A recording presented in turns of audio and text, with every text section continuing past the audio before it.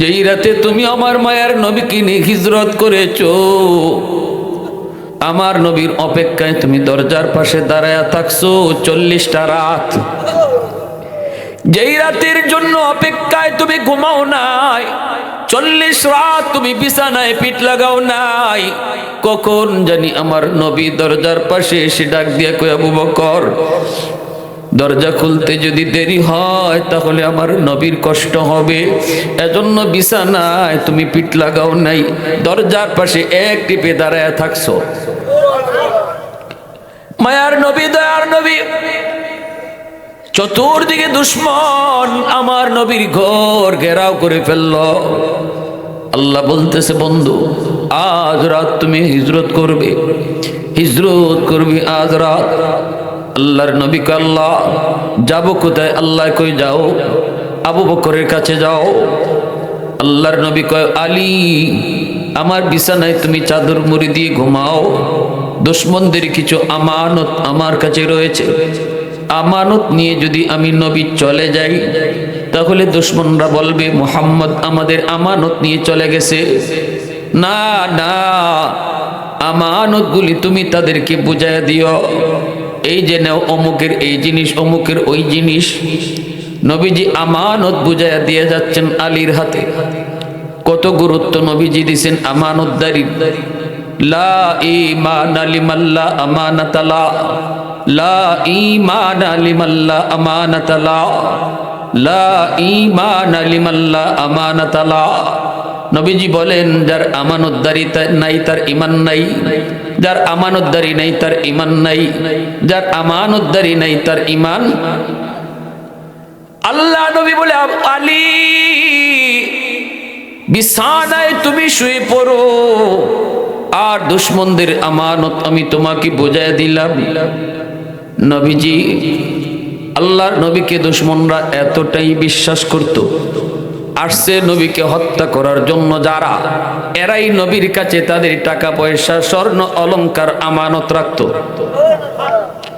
নবীকে হত্যা করার জন্য যারা দরজার পাশে দাঁড়ানো, এদের আমানতের বস্তু নবীর কাছে। আল্লাহর নবী আলী কি বুঝায় দিয়ে বলেন, আলী আমার বিছানায় তুমি শুয়ে পড়ো। রিক্স আছে, হাই রিক্স। ওরা তোমাকে মুহাম্মদ মনে করে হত্যা করে ফেলতে পারে। এবার তুমি নিজের মনকে বুঝাও, এবার তুমি বলো তুমি এই প্রস্তাবে রাজি নি। আলী বলেন, ইয়া রাসূলুল্লাহ, যদি ওরা আমাকে মুহাম্মাদুর রাসূলুল্লাহ মনে করে হত্যা করে ফেলে, শহীদ করে ফেলে, তবু আমার কোনো আপত্তি নাই, আমি চাদরের নিচেই ঘুমাবো। একটু জোরে কন্যা সুবহানাল্লাহ, আর একটু জোরে কোন সুবহানাল্লাহ। আল্লাহর নবীর আমানত হযরত আলীর কাছে বুঝাইয়া নবীজি বের হয়ে যাবেন। নবীজি বলতেছেন, আল্লাহ কেমনে বের হব? দুশ্মন তো ঘরের চতুর্দিকে ঘেরাও, কেমনে বের হই? বের হলেই তো ওরা দেখে ফেলবে। আল্লাহ বলে, বন্ধু, ও বন্ধু, হাতের মধ্যে এক মুষ্টি বালি নেও, দুশ্মনের দিকে সূরা ইয়াসিনের আয়াত পড়ে ফু দাও। নবীকে আল্লাহ ফু তো দিব, সামনের দিকে যদি ধুলা নিক্ষেপ করি পিছনের দুশ্মন তো বেঁচে যায়, পিছনে মারলে সামনের দুশ্মন তো বেঁচে যায়। আল্লাহ বলে, বন্ধু ধুলা নিক্ষেপ করা তোমার কাম, আর সবগুলি দুশ্মনের চোখ অন্ধ বানায় দেওয়া আমি আল্লাহর কাম। দ্বীনের নবী, মায়ার নবী, আমার আপনার নবী যেই মাত্র সূরা ইয়াসিনের আয়াত পড়ে তিনি ফু দিলেন, সাথে সাথে আল্লাহ সবগুলি দুশ্মনকে আল্লাহ অন্ধ বানায়া দিলেন। সবাই চোখ কসলাইতেছে, আর আমার আপনার নবী তাদের পাশ দিয়ে চলে গেলেন, পাশ দিয়ে নবী চলে গেলেন। ইবলিস ছিল এই জায়গায়, ইবলিসে কয়, মুহাম্মদ চলে গেল তো, তোরা তো দেখলি না, তোদের পাশ দিয়েই তো মুহাম্মদ চলে যাচ্ছে, কই কই যায়, কই যায়? সবগুলি দুশ্মন চোখ কসলায়। এই মুহূর্তে মায়ার নবী তাদের পাশ দিয়েই চলে গেলেন। ওগো মালিক, তোমার হাবিব আমানত বুঝায় গেল আলীর হাতে, কিন্তু তুমি তোমার আমানত কই পাঠাইতেছো? আল্লাহ যেন কয় আমি আমার আমানত আবু বকরের কাছে পাঠাইতেছি।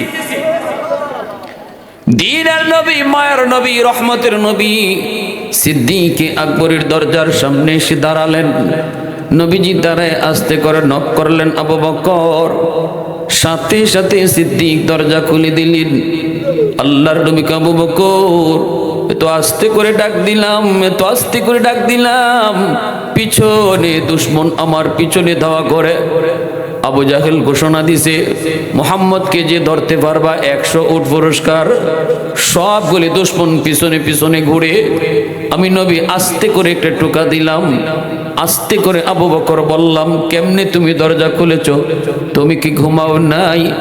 এত গভীর রাত, তাম দুনিয়া ঘুমায় আছে, মানুষজন ঘুমে, পাকপাখালি ঘুমে। আবু বকর কেমন করে দরজা খুলেছ?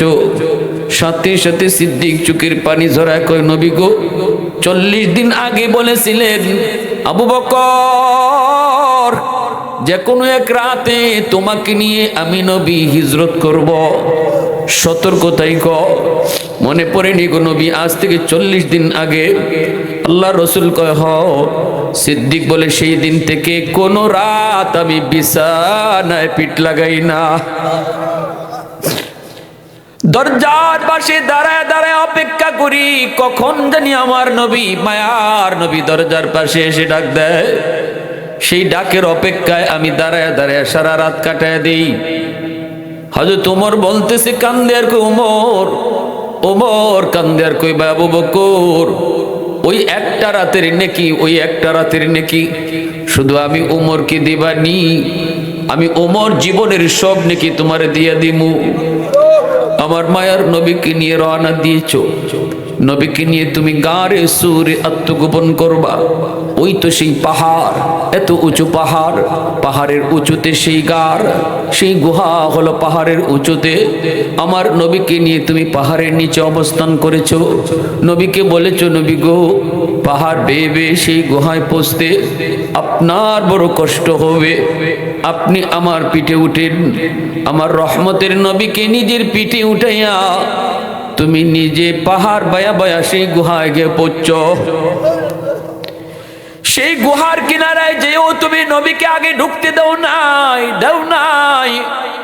আল্লাহ নবীকে গুহার মুখে দাঁড় করায় তুমি বলছো, নবী গো আপনি এখানে দাঁড়ান, আমি গুহাটা একটু পরীক্ষা করে আসি। এই গুহার ভিতরে কোনো জীব জানোয়ার আছে কিনা, হিংস্র কোনো পশু পাখি আছে কিনা। যদি ক্ষতি হয় আমি আবু বকরের ক্ষতি হোক, আমার যদি ক্ষতি হয় উম্মতের তেমন ক্ষতি হবে না। কিন্তু নবী গো আপনি যদি আগে ঢুকেন, আপনার যদি কোনো ক্ষতি হয় গোটা উম্মত হালাক হয়ে যাবে।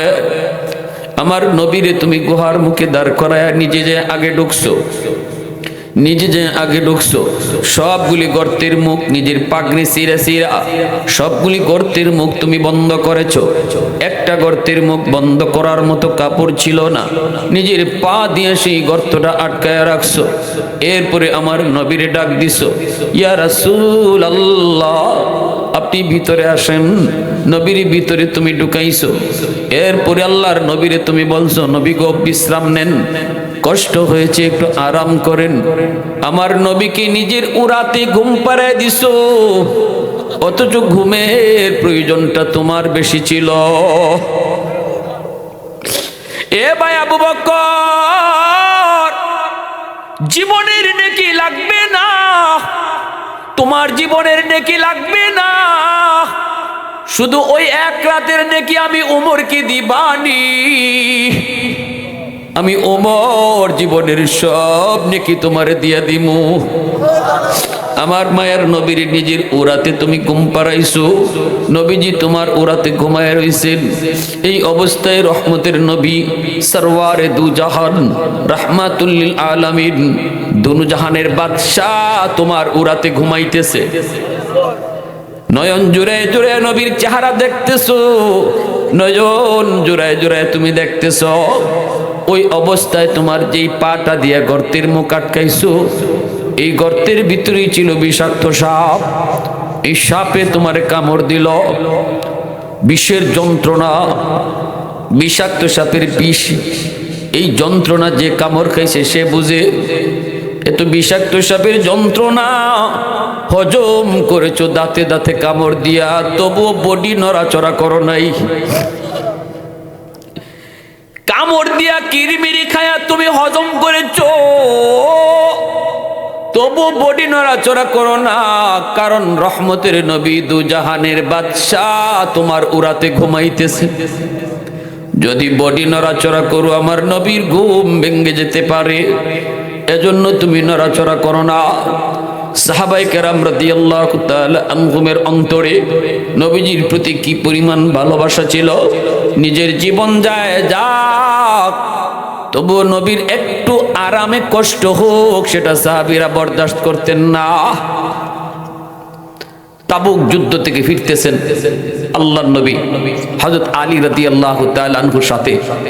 নবীজি বলতেছেন, আলী আমি একটু টায়ার্ড, একটু বিশ্রাম নিব, তোমার উরাতে একটু ঘুমাই। আলী বলেন, ইয়া রাসূলুল্লাহ ঘুমান। নবীজি হযরত আলীর উরাতে মাথা রেখে একটু বিশ্রাম নিছেন, চোখ লেগে গেছে। অথচ আলীর আসরের নামাজটা পড়া হয় নাই। আলী ভাবতেছেন, আল্লাহ নবী উঠলে পরে আমি নামাজটা পড়লাম না, এখন তো দেখা যায় নবীজির চোখ লেগে গেছে, এখন কি করি?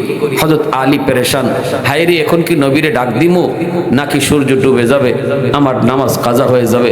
আলীর মন বলতেছে, সাবধান আলী, সূর্য ডুবে যায় ডুবে যাও, নামাজ কাজা হয়ে যায় হয়ে যাক, তবু রহমতের নবীর ঘুম ভাঙ্গাবি না। সূর্য ডুবে গেল, নবীজির ঘুম ভাঙছে। আল্লাহ নবী দেখেন আলীর চেহারাটা বিবর্ণ। নবী জিজ্ঞেস করেন, আলী সমস্যা?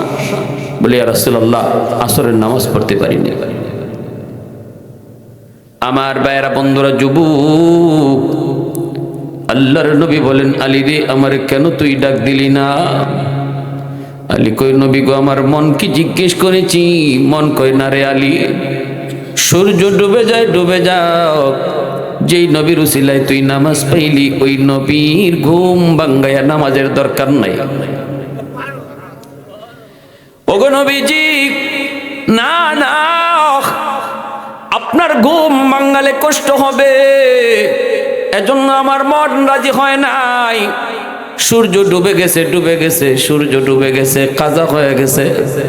আল্লাহর নবী রহমতের নবী মায়ার নবী আলীর চেহারার দিকে তাকায় দেখেন বড় পেরেশান।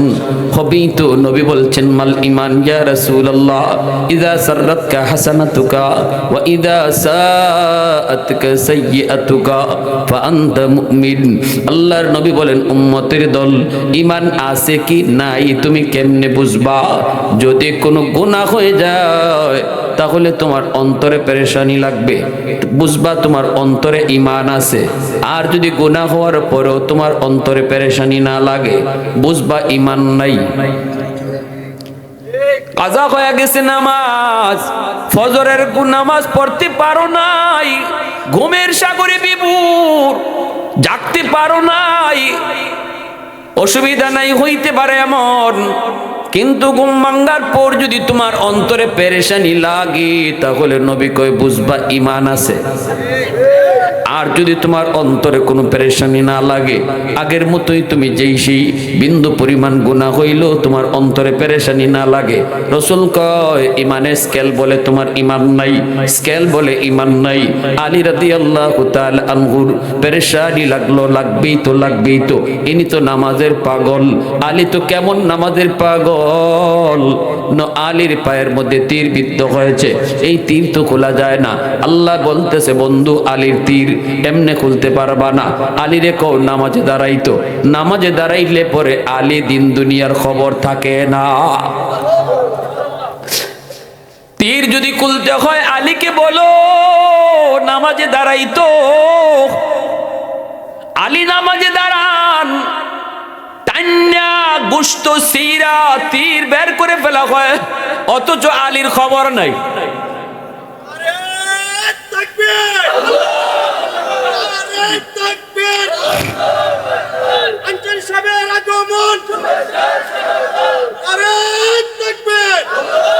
আর যে আলী নামাজের আগে তীর ধরলে পরে চিৎকার দিয়ে উঠতেন, সেই আলী নামাজের ভিতরে তীর খোলার পরেও কয়, নবী গো নামাজ তো শেষ করে ফেললাম, তীর খুললেন না কেন? সুবহানাল্লাহ, জোরে কোন।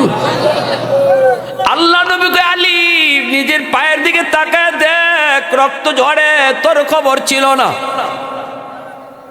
এত নামাজের পাগল আলী, সেই আলীর আসরের নামাজ কাজা হয়ে গেল। চেহারা তো বিবর্ণ হবেই।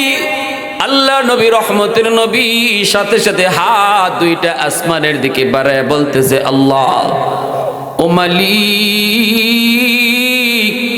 তোমার সূর্য ডুবে গেছে। সূর্য তোমার ইচ্ছায়, তোমার আদেশ ছাড়া ডুবে না গো আল্লাহ। তোমার আদেশে সূর্য উঠে, তোমার আদেশে সূর্য ডুবে। আজকে তোমার সূর্য ডুবে গেল, অথচ আমার আলী তোমার বন্ধুর একটু আরামের জন্য তার নামাজটা কাজা হয়েছে। সূর্য ডুবে গেছে, আল্লাহ আলী নিজে নিজে নামাজ কাজা করে নাই, কাজা করেছে তোমার বন্ধুর একটু আরামের জন্য। যদি এমনই হয়, হাত দুইটা বাড়ায় দিছি মালিক, এই হাত আসমানের উপরে থাকতে থাকতে ডুবন্ত সূর্য আবার তুমি আকাশে উঠাও। আল্লাহু আকবার, জোরে খাও। ওগো মালিক, ডুবন্ত সূর্য আকাশে উঠাও, যেন আলী টাইম মতো আসরের নামাজ পড়তে পারে। আল্লাহু আকবার। আমার নবী হাত উপরে উঠানো থাকতে থাকতে ডুবন্ত সূর্য আল্লাহ আবার আকাশে উঠায় দিছেন। রদ্দের শামস নামক কিতাবের ভিতরে লিখেন, নবীজির হাতের এত দাম, ওই হাত উপরে থাকতে থাকতে আল্লাহ পাক ডুবে যাওয়া সূর্য আবারও আকাশে উঠায় দিছে। আলী টাইম মতো আসরের নামাজ আদায় করেছেন। उल्फत में तेरी वैसी ने दंदान को तोरा, बो बकर उमर नक्श कदम तेरा न छोड़ा। उल्फत में तेरी वैसी ने दंदान को तोरा, बो बकर उमर नक्श कदम तेरा न छोड़ा। आयो शाक नबी वाके असरार मदीना, सुल्तान का सुल्तान है सुल्तान मदीना, सरकार का सरकार है सरकार मदीना, गुलजार का गुलजार है गुलजार मदीना। मोहब्बतेर साथे आवाज दिया बोलेन अल्लाहु আকবার। এজন্য হযরত আবু বকর সিদ্দিক বলে, ইয়া রাসূলুল্লাহ, ওগো নবীজি, আমি আপনাকে ডাক দেই নাই। নবীজি বলতেছে, আবু বকর কি হয়েছে একটু কও। বলে নবী গো, পায়ে কামড় দিয়েছে। বলে কিসে? কয় বিষাক্ত সাপ। আল্লাহর নবী তার পবিত্র লব মুবারক আঙ্গুলের মধ্যে নিয়া ওই কাটা জাগানোর মধ্যে লাগানো মাত্রই বিষাক্ত সাপের বিষকে পানি করে দিলেন কে? নবীজির লবের মধ্যে কি পরিমাণ অ্যান্টিবায়োটিক ছিল, কি পরিমাণ অ্যান্টিবায়োটিক আমার রসুলের লবটার মধ্যে। বিষাক্ত সাপের বিষ সাথে সাথে আল্লাহ পানি বানিয়ে দিছে। এইবার নবী কই, রে সাপ গর্ত থেকে বের হ। আল্লাহু আকবার। নবীর আদেশ পাওয়া মাত্রই সাপটা গর্তের ভিতর থেকে বের হয়ে আসলো। নবীজি বলতেছেন, সাপরে বল, কেন তুই আমার আবু বকরের পায়ে কামড় দিলি? মুহূর্তের ভিতরে আল্লাহ পাক সাপের জবান আল্লাহ খুলে দিছেন। সাপ ডাক দিয়া কয়, ইয়া রাসূলুল্লাহ, নবী গো, আমি মাপ চাই, মাপ চাই, আগে আমার মাফ করেন গো নবী। আমি ইচ্ছা করে আপনার আবু বকরের পায়ে কামড় দেই নাই, আমি বাধ্য হয়ে কামড় দিয়েছি গো নবী। ও গো নবীজি, এই গুহায় আমার বাসস্থান ছিল না, আমার বাসস্থান ছিল ওই যে দেখেন খেজুর বাগান। এই খেজুর বাগানেই আমি থাকতাম, এখানেই আমি রাত দিন কাটাইতাম। একদিন আমার খেজুর বাগানের পাশ দিয়ে দুইজন তাওরাত কিতাবের পণ্ডিত যায়, একজন আরেকজনকে বলতেছে, দোস্ত, ওই যে দেখো একটা গুহা, ওই গুহার নাম হলো গারে সুর। এই গারে সুরের কথাই আল্লাহ তাওরাত কিতাবের ভিতরে উল্লেখ করেছেন। এই সেই গুহা, যেই গুহায় আখেরি নবী হিজরতের রাতে অবস্থান করবেন। এই সেই গুহা, এই সেই গুহা। নবী গো, আমি তাদের কথাগুলা শুনে ফেলেছিলাম। ওই দিন থেকে আমি নিয়ত করেছি, আর আমি এই বাগানে থাকবো না, শুধু এক নজর আপনাকে দেখার জন্য নিজের বাড়ি সাইরা গুহায় আশ্রয় নিয়েছি, এক নজর আপনাকে দেখব। আমি বেশি দূরেও যাই না গো নবী, বেশি দূরে যাই না, খাবারের জন্য বেশি দূরে যাই না। অল্প কিছু জায়গার ভিতরে যা পাই তা খাইয়াই দ্রুত চলে আসি, কখন জানি আপনি আবার চলে যান। আজ আমার দীর্ঘদিনের সেই মনের আশা, আজ আমার দীর্ঘদিনের সেই মনের আশা পূরণ হতে চলছে, কিন্তু পারি না। আপনার আবু বকরের পা, আপনার আবু বকরের পায়ের কারণে বের হতে পারি না, পারি না। আর কোনো মুখও নাই, বের হওয়ার কোনো রাস্তাও নাই। বাধ্য হয়ে আপনার বন্ধুর পায়ে কামড় দিয়েছি, পাটা সরাইছে, আমি বের হইয়া নয়ন জোরে আপনারে দেখছি। আল্লাহ নবী, রহমতের নবী, মায়ের নবী, দয়ার নবীর সামনে সাপ এইভাবেই বিবরণ দেয়। ভাইয়েরা, বন্ধুরা, এজন্যই হযরত ওমর কই, ভাই আবু বকর, আমি ওমরের সব জীবনের সব নেকি তোমাকে দিলাম, বিনিময়ে তুমি আমাকে শুধু ওই রাতের নেকিটা তুমি দিবানি। ওই একটা রাতের নেকি যদি দাও, আমি ওমর জীবনের নেকি দিয়ে দিব। এই কথা বলেন, আর ওমর কান্দেন আর কান্দেন, কান্দেন আর কান্দেন। সিদ্দিক বলতেছে, ভাই ওমর, আমি নিজেও তো জানি না এই রাতে আমার কি পরিমাণ নেকি হয়েছে, চলো আমরা নবীজির কাছে যাই, আল্লাহর নবীর কাছে যাই, একটু জানি ওই হিজরতের রাত আমি আবু বকরের কি পরিমাণ নেকি হয়েছে, আগে জানি, তারপরে বদলা বদলি করি। দুজন চলে আসলেন আল্লাহর নবীর কাছে। আল্লাহর নবীর কাছে সেই নবীজিকে সালাম জানালেন। নবীজি বলতেছেন, কি ব্যাপার? দুজন একসাথে, দুজন হলো মায়ার নবীর শ্বশুর। নবীজি দুজন মায়ার নবীর কি? আবু বকর নবীজির শ্বশুর, উমর নবীর শ্বশুর, উসমান হলেন নবীর জামাই, আলীও নবীর জামাই। জানেন তো? হ্যাঁ, নবীজির শ্বশুর আল্লাহ নবীর পবিত্র বিবি আম্মা জান আয়েশা সিদ্দিকা রাদিয়াল্লাহু তাআলা আনহা, সিদ্দিক আকবরের মেয়ে, সিদ্দিক আকবরের মেয়ে, খুব মহব্বতের, খুব মায়ার। নবীজির পবিত্র বিবিগণের ভিতরে একমাত্র আম্মা জান আয়েশা, তিনি ছিলেন অবিবাহিতা। আর যতজন বিবি সবাই ছিলেন বিবাহিতা। আগে একটা দুইটা বিবাহ হয়েছে, এরপরে নবীর কাছে বিয়ে হয়েছে। একমাত্র আম্মা জান আয়েশা সিদ্দিকা, তিনি ছিলেন অবিবাহিতা। তিনি নবীর কাছে প্রথম বিবাহ এবং শেষ। এত মায়া নবীজি করতেন, মাঝে মাঝে এত মায়ার মধ্যেও মাঝে মাঝে টুকটাক বাজাবাজি ওইতো না। স্বামী স্ত্রীর ভিতরে টুকটাক বাজাবাজি ওইবই। এই জন্যই আল্লাহ পাক রব্বুল আলামিন নবীকে আমাদের মতোই মানুষের মধ্য থেকে নবী বানাইছেন। ফেরেশতা আল্লাহ নবী বানান নাই। ফেরেশতা যদি আল্লাহ নবী বানায় পাঠাইতেন, তাহলে বিয়া শাদী ফেরেশতার জীবনে নাই। নবীর জীবনে আমরা বিয়া শাদী পাইতাম না, নবীর জীবনে খাওয়াত পাইতাম না, নবীর জীবনে ঘুম পাইতাম না, নবীর জীবনে ব্যবসা বাণিজ্য পাইতাম না। এজন্য আল্লাহ পাক কয়, লাকাদ মান্নাল্লাহু আলাল মুমিনিন ইয বাআসা ফীহিম রাসূলা। আমার রাসূলকে তোমাদের মধ্য থেকেই তোমাদের মাঝে আমি আল্লাহ পাঠাইছি। এটা হলো তোমাদের জন্য সবচেয়ে বড় নিয়ামত, সবচেয়ে বড় নিয়ামত। ব্যবসায়ী তুমি হও, ব্যবসায় তুমি নবীর আদর্শ খুঁজে পাইবা। বিয়া শাদী করতে চাও যুবক, নবীর জীবনেও তুমি বিয়া শাদী পাইবা, সেখান থেকেও তুমি আদর্শ নাও। কারণ নবী তোমার আমার মতোই মানুষ। এজন্য মানুষের খাসলত বৈশিষ্ট্য যা আছে, নবীর মাঝেও তা আছে, ঠিক না?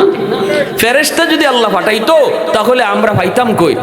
খাইমু কেমনে, ঘুমাইমু কেমনে? কারণ ফেরেশতাদের খাওয়ানো লাগে না, ঘুমও লাগে না, ঠিক কি না? হ্যাঁ, টুকটাক বাজাবাজি হইছে নবীজির পবিত্র বিবিগণের মধ্যে। আল্লাহ নবীর এত ভালোবাসা, এত মহব্বত স্ত্রীর সাথে, এরপরও মান অভিমান হইছে। কারণ মানুষ তো, আমাদেরকে তো শিখাই যেতে হইব। আমাদের মধ্যে, আমাদের স্বামী স্ত্রীর ভিতরে একটু টুকটাক ঝগড়া বাজাবাজি মান অভিমান ওইতে পারে। ওইলে কিতা করণ, লাডি লবণ, গরু ফিডানির লাডি,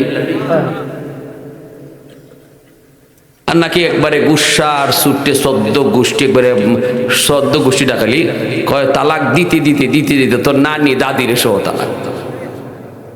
এমন আসেনি না? নাই, দিতে দিতে এরপরে কয়, হুজুর আমার হুশ আসিল না, হুজুর কিতাবে কইছি মনে নাই।